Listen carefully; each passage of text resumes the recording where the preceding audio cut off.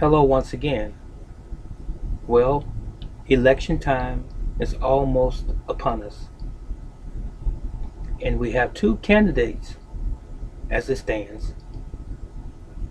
The already sitting president, Donald Trump, and on the Democrat side, we have Joe Biden, former vice president under Obama. Who will you be voting for? You don't have to tell me because I really don't want to know. But who will you be voting for this election period, 2020? And why? It's interesting to me, and it always has been for as long as I can remember, at least as an adult, how we have people who run for the highest office slash position in the land, the president of the United States of America. And what's interesting to me actually is the fact that it always turns out to be a smear campaign of the other side. It's never just solely about this is me. I'm running for president of the United States. I would like your votes, and I promise to do the best job that I possibly can to bring the country together, to address all of the issues that we deal with from day to day, and to take care of foreign affairs and medical care and veterans and so on and so forth. These common everyday issues that we all deal with from day to day. But instead, it's always a smear campaign. This guy didn't do this and he didn't do that and he failed at this and he failed at that. And then the other guy's camp comes back, or gals, if you will, just depends. He hasn't done this right and he's the worst president that we've ever had in the world. It's so interesting to me, this attack back and forth. However, we are all in the same country. We are in America. And we have this conflict where these two people running for president are clashing. But don't you both represent the same thing? Don't you both represent the values of the American people? If you care about the values of the American people, then why are you attacking one another? Because you are American people as well. But what I'm really getting to is this. I won't be voting for anyone. And I have a reason. Before I give you my reason, I want to say this. I am a veteran of the United States Army. And I served honorably. I was honorably discharged. I received commendations and medals during my tenure in the military. I have a clean record. I am a patriot of this country. But unfortunately, there are powers that be that actually run the country that we know as America. And they are not very patriotic at all. It would seem, from my observation through all these years, now that the country is more concerned about large corporations. I mean, when you look at the salary of the president, what is it, $300,000-$400,000 a year, and you contrast that with the multi-billionaires that we have here in this country, would it stand to reason that maybe they can influence an election, or maybe they can control the presidency?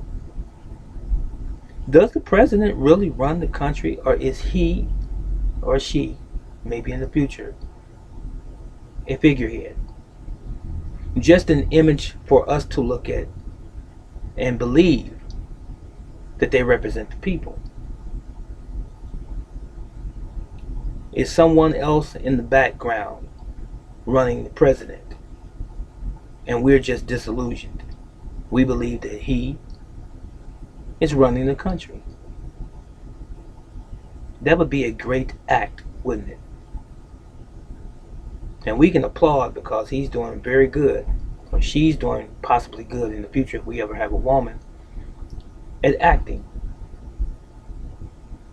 Could we possibly, after all of these years in our lives, been deceived as to whether or not the person that we supposedly voted for, who won the election, was actually running the country? Or could it be foreign interest involved? Could it be corporate interest involved that affect how the country is run and not just one single individual? Something to think about. And I want to throw this at you as well. I, in my lifetime, almost 60, have never, ever seen a president in office. Now I'm talking about my adult life, where I feel like I may have really understood what was going on. I've never seen a president in office during my adult life that has ever kept any promise or kept his word on something that he ran on in terms of his platform that he was running on before he got into office. He never kept his word. Not one. Not Reagan, not the first Bush, not the second Bush, not Jimmy Carter, not President Obama. 2 terms of nothing.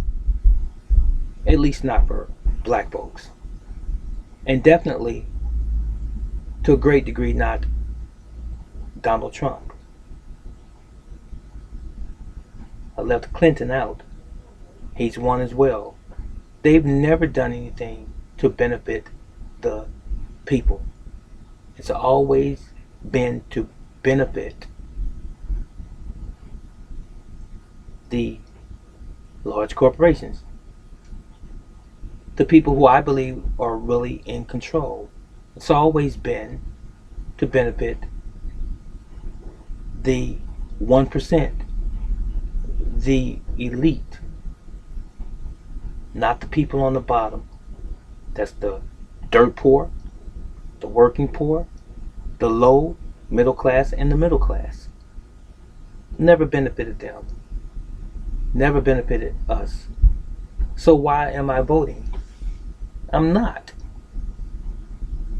I hope you got that, how I said that. I'm not voting because I have not, again, ever seen a president that has ever done anything to benefit the people. Not at all.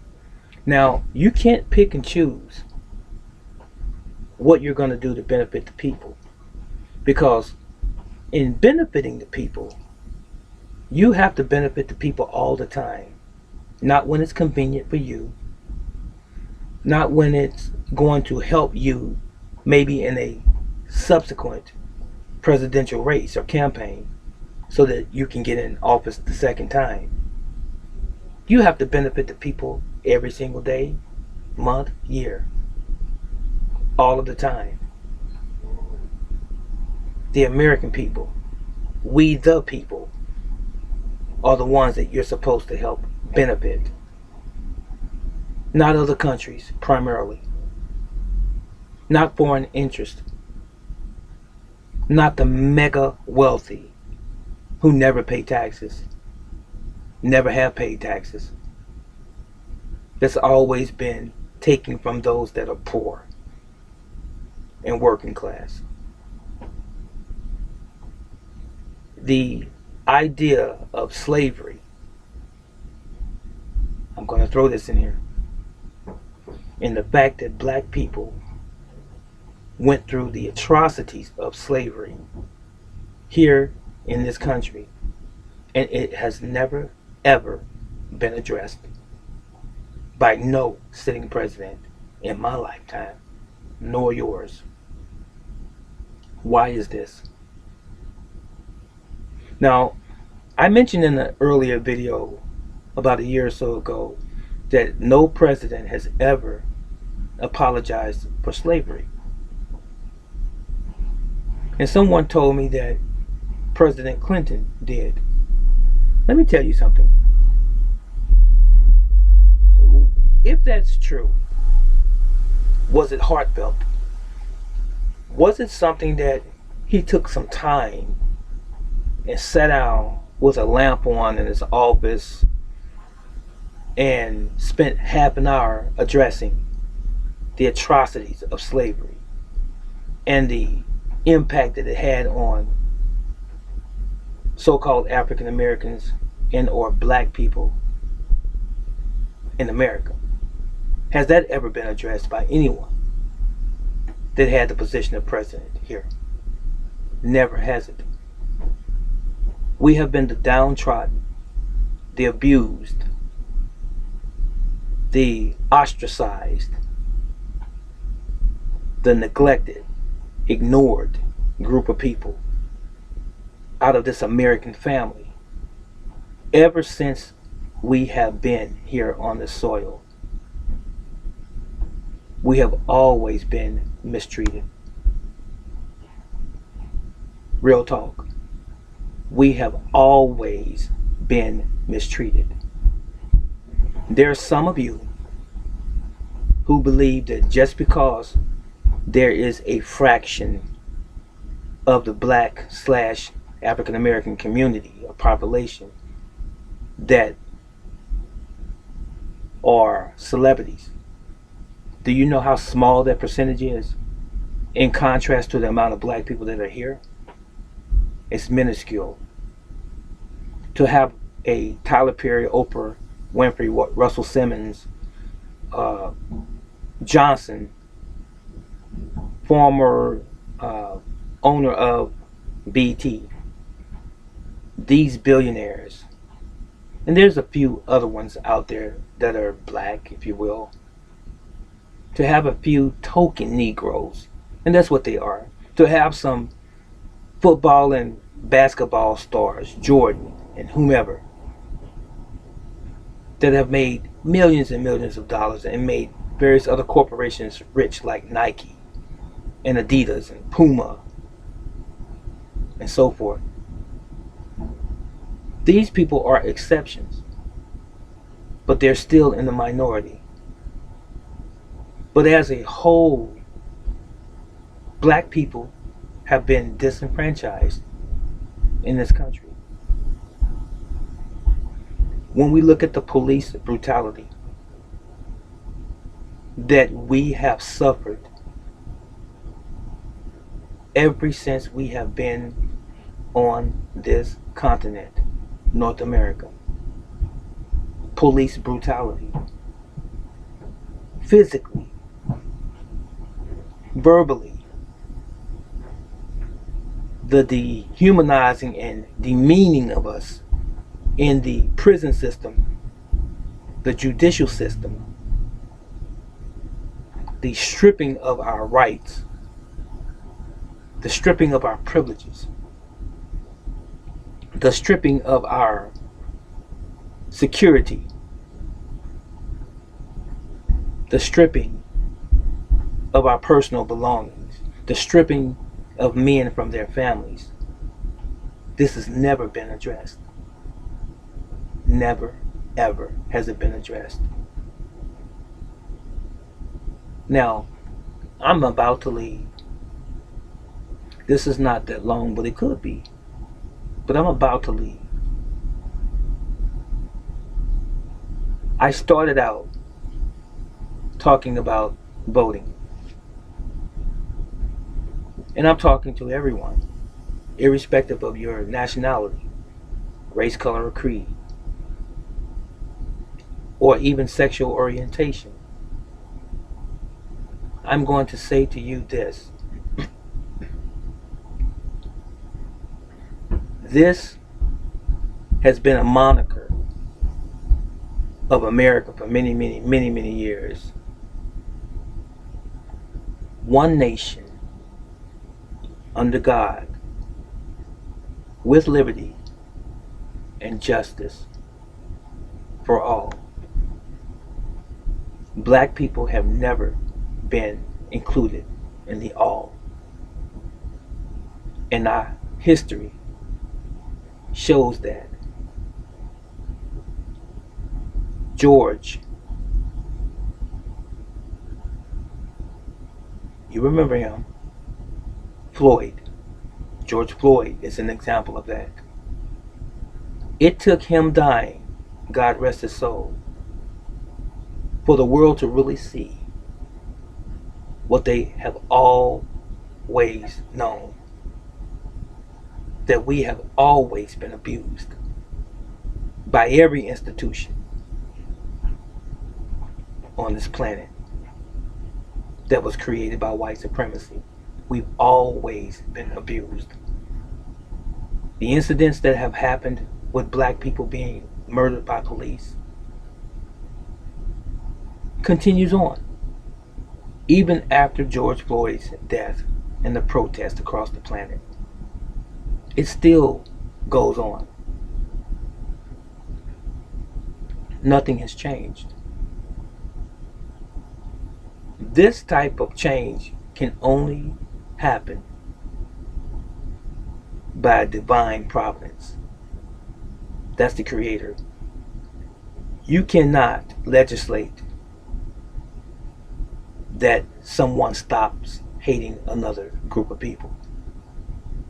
You can't stop a racist from being a racist. You can put it on paper, but it doesn't mean anything. What stops people from being racist is that their heart has to change, one individual at a time. And if that doesn't change, we will continue with business as usual. So this is why I'm not voting. Sam Cooke had a song that's always been my favorite song. A change is going to come. I believe that a change is going to come. But it's not going to come through this administration. And unfortunately, not even any future administration. That change is going to come can only come by a power that's greater than any man on this planet. That was all I had to say. So ask yourself this question after you watch this video. If you vote for Donald Trump, or if you vote for Joe Biden, what will you be getting in return? What will we be getting in return? What are the possible changes that's going to affect every American? The lives of every American, as opposed to a few. That was it. And that was all. Brother teacher, I'm gone.